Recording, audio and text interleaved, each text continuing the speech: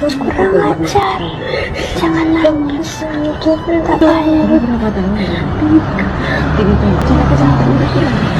3 tahun. Tangis pilu TKI asal NTT disiksa majikan di Malaysia. 3 tahun kerja tak digaji hingga nomor keluarga dibuang.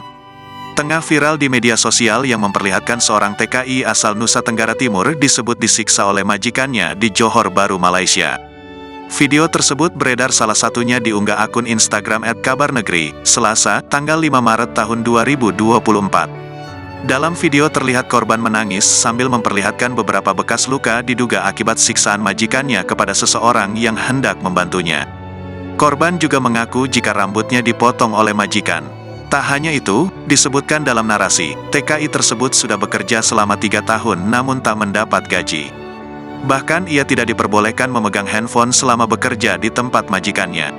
3 tahun kerja tak digaji, tak boleh pakai HP, nomor keluarga dibuang sama majikan, dipukul, kerja paksa, mau pulang tapi tak tahu bagaimana, ini kakak orang NTT, tolong bagikan sampai keluarganya bisa tahu, tulis akun tersebut.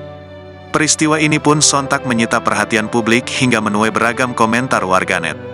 Di sisi lain, terkait peristiwa ini Polda NTT sudah menerima laporan soal adanya peristiwa penyiksaan itu dan kini tengah melakukan penyelidikan.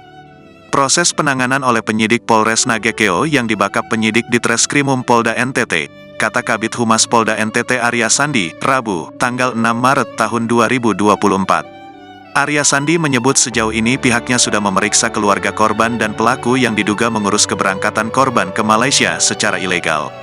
Meski begitu, Aryan Sandi belum membeberkan terkait kronologi hingga kondisi terkini korban.